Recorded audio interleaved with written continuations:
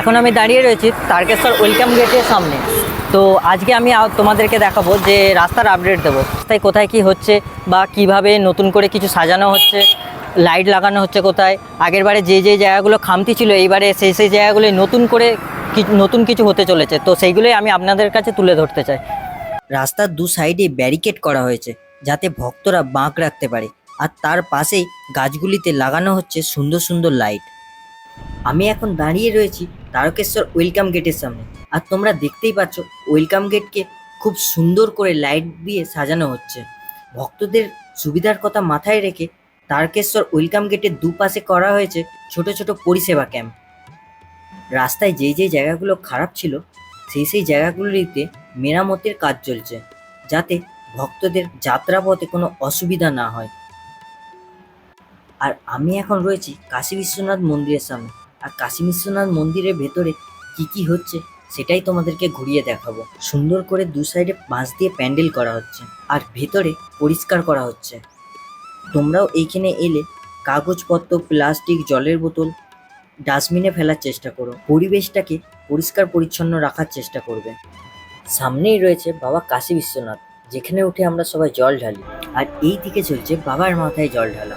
কাশী বিশ্বনাথের পেছনে যে পার্কটি রয়েছে দেখতেই পাচ্ছেন, সেখানে দাঁড়িয়ে আছেন হনুমানজি। প্রতি 2-3 কিলোমিটার ছাড়া ছাড়া অনেক টেম্পোরারি বাথরুম করা হচ্ছে, যাতে ভক্তদের কোনো অসুবিধা না হয়।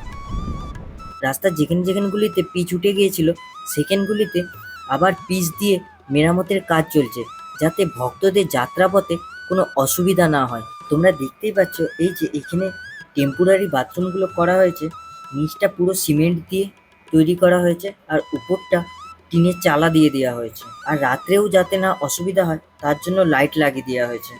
আর এর পাশাপাশি দু সাইডটা ঘিরে দিয়ে দরজা বস করানো হচ্ছে।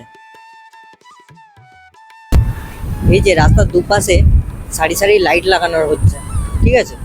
আর চন্দননগরের স্টাইলে লাইট লাগানো হচ্ছে, যাতে ভক্তদের রাত্রেবেলায় কোনো যাত্রাপথে অসুবিধা না হয়, তার জন্য নতুন করে লাইট লাগানো হচ্ছে, ব্যবস্থা নেওয়া হচ্ছে। আর দু সাইডে বাঁক রাখার সুব্যবস্থা করা হচ্ছে।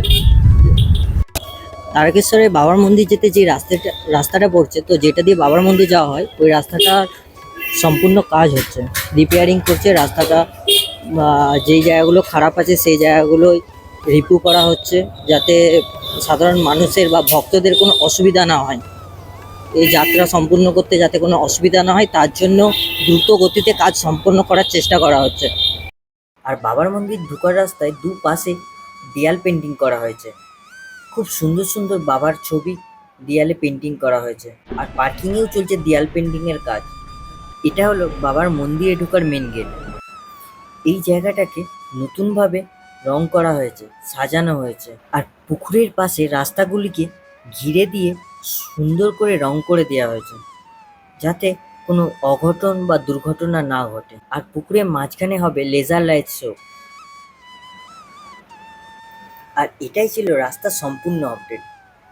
আপনারা কবে বাবার কাছে আসছেন কমেন্ট বক্সে জানাতে ভুলবেন না।